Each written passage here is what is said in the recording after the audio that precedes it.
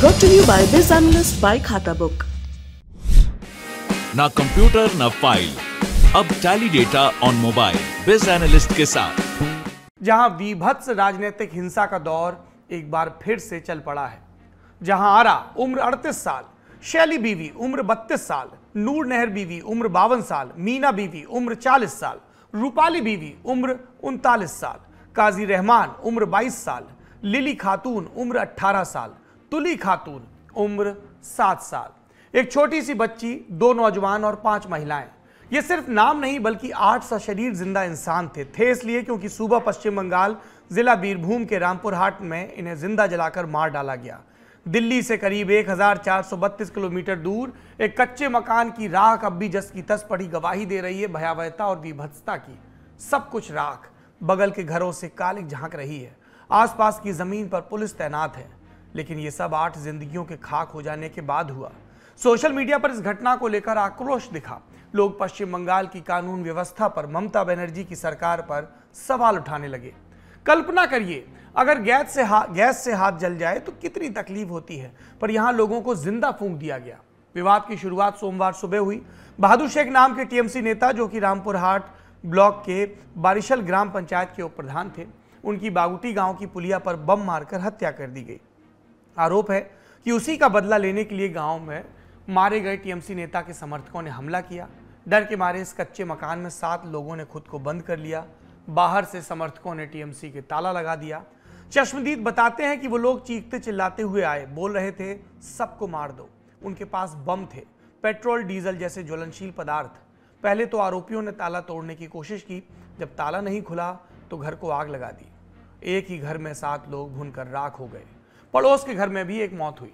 अब आलम यह है कि दहशत में लोग वहां से पलायन कर रहे हैं।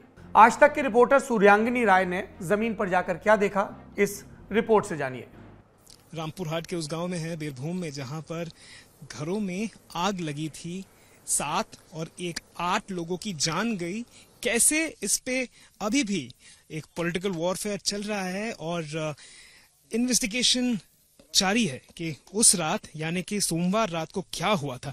लेकिन अगर हम एक घर की आपको स्थिति दिखाएं, ये घर आप देखिए, ये अंदर से जला हुआ है, बाहर से तो जला हुआ है ही, अंदर भी जला हुआ है। और कांच आप देखें, कांच कंप्लीटली टूट चुके हैं। चप्पलें हैं, बच्चों के चप्पल हैं। ये किसी इंसान का घर हुआ होगा, यहाँ पे लोग रहते होंगे, लेकिन फिलहाल इसकी स्थिति आपके सामने देख पा रहे हैं। यहाँ पर क्या है, यहाँ पे पुलिस इस पूरे एरिया को कॉर्डन ऑफ कर रही है क्योंकि यहाँ पे एसआईटी की टीम आने वाली है और इन्वेस्टिगेट करेगी। इस पूरे कांड में अभी तक 20 से ज्यादा लोगों को अरेस्ट कर लिया गया है। मतलब घर में कुछ ऐसा नहीं बचा जिसमें लोगों की यादों तक को टटोला जा सके। एक साथ हुई 8 हत्याओं को किसी ने नरसंहार कहा तो किसी ने कत्ल-ओ-गारत का नाम दिया। बीजेपी ने प्रतिपक्ष के तौर पर सवाल उठाए और प्रधानमंत्री नरेंद्र मोदी इत्तेफाकन आज वो कोलकाता में हो रहे एक कार्यक्रम में शामिल हुए और इस कार्यक्रम में बोलते हुए उन्होंने बीरभूम की घटना का जिक्र किया। सुनिए क्या कहा।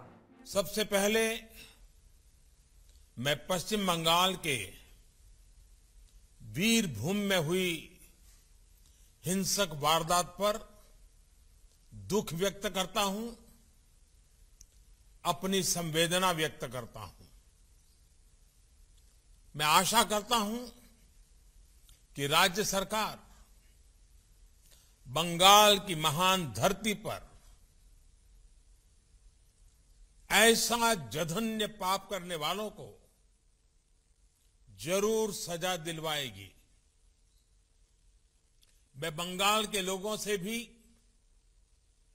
आग्रह करूंगा कि ऐसी वारदात को अंजाम देने वालों को, ऐसे अपराधियों का हौसला बढ़ाने वालों को कभी माफ न करें। प्रधानमंत्री के बयान में चिंता है और राजनीतिक हमला भी, और साथ में एक आश्वासन भी। एक आश्वासन राज्य की मुख्यमंत्री ममता बनर्जी की तरफ से भी दिया गया। चौतरफा घेरे जाने के बाद ममता बनर्जी ने अपने अंदाज में क्या कहा, सुनिए। রামপুরহাটে একটা ঘটনা ঘটেছে, দুর্ভাগ্যজনক ঘটনা। যারা ঘটনা ঘটিয়েছে তারা কেউ ছাড় পাবে না। এবং আমি খবর পাওয়ার সাথে সাথে কালকে কিছু না হলেও 50 বার রামপুরহাটে ফোন করেছি। সঙ্গে সঙ্গে আমরা ওসিকে ক্লোজ করেছি, ওসি সরিয়ে দিয়েছি, এসডিপিও কে সরিয়ে দিয়েছি। আমরা আইবি ডিআইবি যারা আছে তাদেরও বলেছি সরিয়ে দিতে। আমরা সিট গঠন করেছি। ডিজি নিজে কাল থেকে ওখানে পড়ে আছেন। আমি সঙ্গে সঙ্গে ফিরহাদ হাকিমকে পাঠিয়েছিলাম। ফিরহাদ হাকিম, অনুব্রত মণ্ডলরা, आशीष ব্যানার্জিরা সবাই গিয়েছিল। आगामीकाल আমি নিজেও যাব। यानी कल सीएम ममता बनर्जी बीरभूम में उस जगह जाएंगी जहां हिंसक वारदात हुई। इसके अलावा ममता बनर्जी ने बीजेपी को तीखे शब्दों में निशाने पर लिया, दूसरे राज्यों की घटनाओं की याद दिलाई और कह दिया हाथरस में हमने डेलीगेशन भेजा था लेकिन उन्हें गांव में जाने नहीं दिया गया। ये बंगाल है, उत्तर प्रदेश नहीं, हम किसी को भी जाने से रोक नहीं रहे।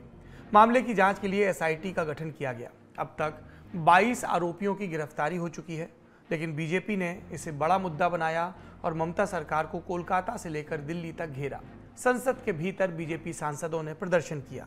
बीजेपी ने अपनी तरफ से 5 सदस्यों की जांच कमेटी भी बनाई है, जिसमें बृजलाल, सत्यपाल सिंह सरीखे 4 पूर्व आईपीएस अधिकारी भी शामिल हैं। शुभेंदु अधिकारी के नेतृत्व में बीजेपी का एक बड़ा प्रतिनिधिमंडल घटनास्थल पर भी पहुंचा। सुनिए बीजेपी नेताओं ने क्या कहा। ये सीबीआई को आना चाहिए, जल्दी आना चाहिए और एनआईओ को आना चाहिए। एक्सप्लोजन हुआ है। मैं आज अजय भाल्ला जी जो सचिव है गृह मंत्रालय, उसको मैं अपोजिशन लीडर की नाते, नेता प्रतिपक्ष की नाते मैं लेटर लिखा हूँ। ये एनआईओ की टीम को तुरंत इसको ले लेना चाहिए। ये बिग एक्सप्लोजन है। आप मुझे बताइए, ऐसा कोई और कोई राज्य आपके नजर में है जो पश्चिम बंगाल जैसे इतना गोली बारूद चलता है? इसका क्या मतलब, इसका रिजल्ट हमको ये दिखता है। और यहाँ पे सब लोग चिल्लाते डेमोक्रेसी डेमोक्रेसी, खून खौल उठता है। कोई और चारा नहीं है, कोई और चारा नहीं है पश्चिम बंगाल में जनता को बचाने के लिए, अगर हम लोग प्रेसिडेंट्स रूल नहीं लाएंगे तो। बिल्कुल प्लान कर रहे हैं। आप देखिए मीडिया में, टीवी बांग्ला चैनल में आ रहा है, लोग सामान और बाल बच्चों के साथ गांव छोड़कर भाग रहे हैं। और जो केंद्र सरकार की ओर से हस्तक्षेप की आप बात कर रहे हैं, वो क्या चाहते हैं आप बताएं। हम चाह रहे हैं कि वो सरकार को कंट्रोल करे, या तो अपना हाथ में ले लें, 356 लगाए, 355 लगाए, कि बंगाल के लोग अपने को सुरक्षित। आपने बीजेपी नेताओं को सुना। कांग्रेस भी कोई कोर कसर नहीं छोड़ रही है आलोचना में। सुनिए। बंगाल में आज मानव राज नहीं बल्कि दानव राज चल रहे हैं। 10 महिला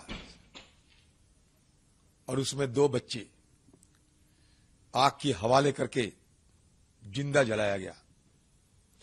इससे और घिनौने और दहशतगर्द क्या हो सकते हैं। जहां हमारे घर की मां बहनों को जिंदा जलाए जाते हैं।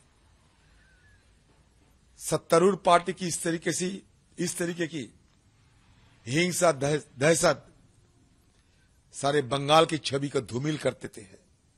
और मैं ये बात सब बोलने चाहता है, बंगाल में हिंसा बहुत हो रहा है, बहुत हो रहा है। Law and order absolutely breakdown हो गया। लेकिन राष्ट्रपति शासन हो जाए तो बंगाल शांत हो जाएगा, ऐसा कोई मेरा लगता है ही नहीं। मैं आदिर रंजन चौधरी उनसे भी बात करूंगा, वहाँ के हालात क्या है, किस वजह से घटा, क्यों घटा, बातचीत करके उसके ऊपर मैं कहूंगा।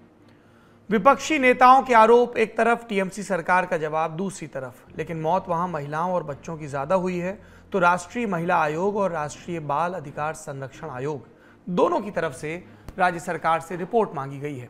गृह मंत्रालय पहले ही राज्य सरकार से रिपोर्ट मांग चुका है। इस मामले में सबसे बड़ी एंट्री कलकत्ता हाईकोर्ट की हुई। हाईकोर्ट ने मामले का स्वतः संज्ञान लिया। कोर्ट ने कल दोपहर 2 बजे तक राज्य सरकार से रिपोर्ट सौंपने को कहा है। साथ ही आदेश दिया कि जिला जज की मौजूदगी में घटनास्थल पर सीसीटीवी कैमरे लगाए जाएं ताकि क्राइम सीन से कोई छेड़छाड़ न हो। कोर्ट ने दिल्ली सीएफएसएल टीम को साक्ष्य जुटाने के लिए कहा है। साथ ही चश्मदीद गवाहों को सुरक्षा देने का आदेश भी दिया। सुनवाई के दौरान सीबीआई के अधिकारियों को भी बुलाया गया था। जांच के विषय में पूछे जाने पर सीबीआई की तरफ से कहा गया कि अगर कोर्ट आदेश देता है तो वो तुरंत जांच हाथ में लेने को तैयार है। इस पूरे प्रकरण ने ममता बनर्जी की ब्रांडिंग पर कालिख पोत दी। उनकी पार्टी लगातार उन्हें एक उदार नेता के रूप में पेश करने की कोशिश कर रही थी, ऐसी नेता जो अल्पसंख्यकों का ध्यान रखती हैं।